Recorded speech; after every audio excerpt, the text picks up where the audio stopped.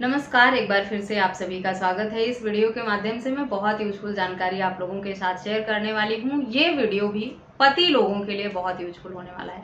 संबंधित मामले में पत्नी ने अपने पति से मेंटेनेंस लेने के लिए सुप्रीम कोर्ट तक गुहार लगाई, लेकिन उसे पति से मेंटेनेंस नहीं मिला और सुप्रीम कोर्ट ने पति के हक में ही फैसला सुनाया।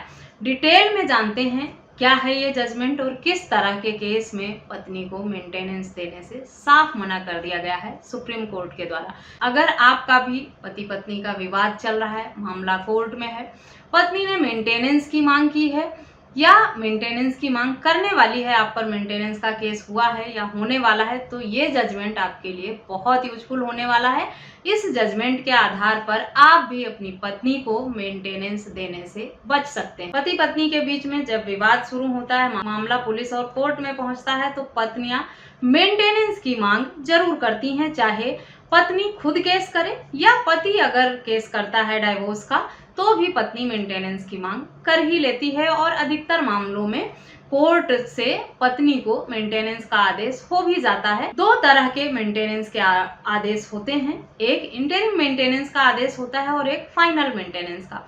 इंटरिम मेंटेनेंस का आदेश तब होता है जब पत्नी ये कोर्ट में कहती है या ये साबित करती है कि उसके पास अपना गुजर बसर करने के लिए, अपना भरण पोषण करने के लिए, रख रखाव करने के लिए पैसे नहीं है, वो खुद को मेंटेन करने में सक्षम नहीं है, तो कोर्ट की सुनवाई के दौरान ही केस चल रहा होता है, जब उसी दौरान पत्नी को एक लमसम अमाउंट कोर्ट द्वारा देने का आदेश हो जाता है, क्योंकि पत्नी कोर्ट में ये कहती है कि वो अपने आप को मेंटेन नहीं कर पा रही, उसके पास अपना घर का खर्च चलाने के लिए पैसे नहीं है। इसीलिए कोर्ट को लगता है कि इसको कुछ थोड़ा अमाउंट दे दिया जाए ताकि ये अपना गुजर बसर कर सके, और बाकी फाइनल का मेंटेनेंस का आदेश होने के बाद जो है वो फाइनल मेंटेनेंस दिया जाता है पत्नी को। तो इस तरह से दो हिस्से में मेंटेनेंस को डिवाइड किया गया है। इंटरिम मेंटेनेंस जो है वो एक लमसम अमाउंट, वो अपना खर्चा या गुजर बसर या जो रोज की जरूरतें हैं उसे पूरा कर सके, उसके लिए दिया जाता है। लेकिन फाइनल मेंटेनेंस का आदेश जो है वो केस का फैसला आने के बाद ही होता है। अधिकतर मामलों में एड इंटरिम या इंटरिम मेंटेनेंस के आदेश होते हैं, क्योंकि पत्नियां अपने आप को बेसहारा, बेरोजगार साबित करने में सफल हो जाती हैं और पति ये साबित नहीं कर पाते हैं उनकी पत्नी कमाऊ है, ज्यादा पढ़ी लिखी है या मेंटेनेंस पाने की हकदार नहीं है।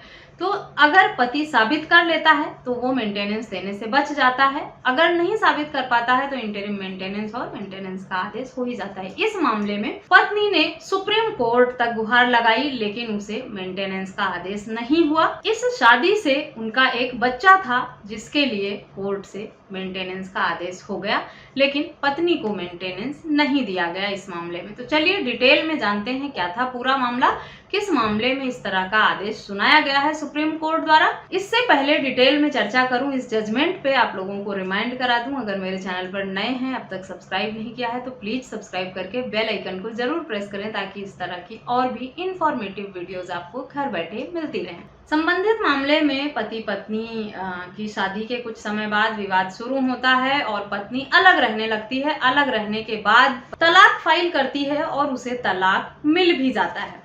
तलाक होने के बाद पति हाई कोर्ट में जाता है अपील में। पति के अपील फाइल करने पर पत्नी मेंटेनेंस की मांग करती है अपने लिए और अपने बच्चे के लिए, सेक्शन 24 की एप्लीकेशन लगाकर, जिसमें 2000 रुपए प्रति माह मेंटेनेंस का आदेश हाई कोर्ट से बच्चे के लिए हो जाता है और पत्नी को मेंटेनेंस नहीं दिया जाता है, क्योंकि पति ने यह साबित किया कि उसकी पत्नी 9000 रुपए प्रति माह कमाती है। डाइवोर्स का केस भी पत्नी द्वारा ही फाइल किया गया था। ऐसे में पत्नी को मेंटेनेंस पाने का हक अधिकार नहीं है। कोर्ट को पति द्वारा दिए गए तर्क जो हैं वो सही लगे, उचित लगे, इसीलिए पत्नी को मेंटेनेंस का आदेश नहीं हुआ।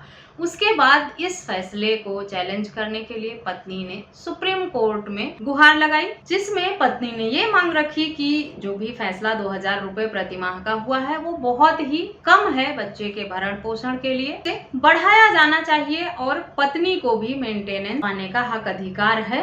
अपने पति से। इस मामले में सुप्रीम कोर्ट ने सारे तर्क और तथ्यों को देखा और सभी बातों को ध्यान में रखते हुए पत्नी को मेंटेनेंस देने से साफ मना कर दिया गया सुप्रीम कोर्ट से भी।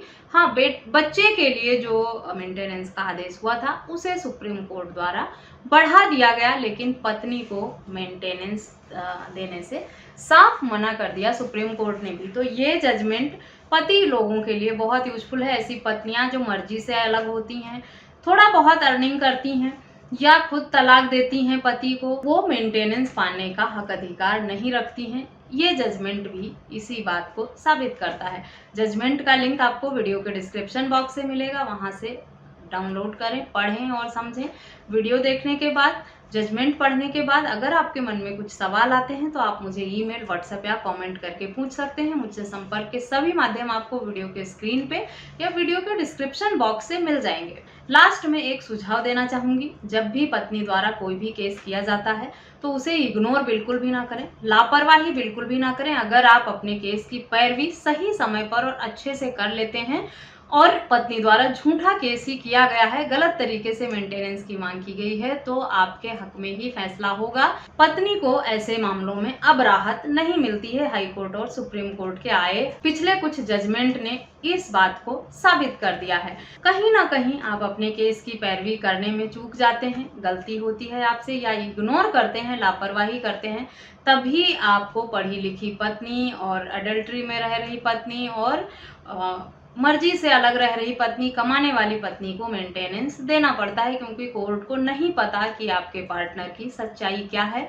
आपको सही समय पर कोर्ट में सारे सबूत रखने होते हैं, अपना पक्ष रखना होता है, तब आपके हक में फैसला हो पाता है। अगर आप अपना पक्ष कोर्ट में सही समय पर साबित नहीं कर पाते हैं तो आपकी पत्नी ने जो भी सबूत कोर्ट में दिए हैं, जो भी तर्क दिए हैं, उन्हीं को ध्यान में रखते हुए कोर्ट द्वारा फैसला कर दिया जाता है। तो इस बात का ध्यान रखें और सुप्रीम कोर्ट और हाई कोर्ट के आए हुए जो भी लेटेस्ट जजमेंट हैं उनसे अपडेट रहें आप लोग, ताकि जब भी आपका पार्टनर आप पे झूठा केस करे, पढ़ा लिखा होकर नौकरी करते हुए मेंटेनेंस की मांग करे, एडल्ट्री में है या खुद छोड़ के घर गया है, झूठा केस कर दिया है, उसके बाद भी आपसे मेंटेनेंस की मांग करता है, तो आप लेटेस्ट जजमेंट को अगर पढ़े रहेंगे, समझे रहेंगे, तो ऐसे पार्टनर को आप बहुत ही आसानी से सबक सिखा पाएंगे। आशा करती हूँ ये वीडियो आपके लिए यूजफुल होगी। वीडियो यूजफुल लगी है तो चैनल को सब्सक्राइब करना और अन्य लोगों के साथ शेयर करना बिल्कुल भी ना भूलें। इस वीडियो में बस इतना ही, मिलते हैं नेक्स्ट वीडियो में, तब तक के लिए थैंक यू एंड बाय।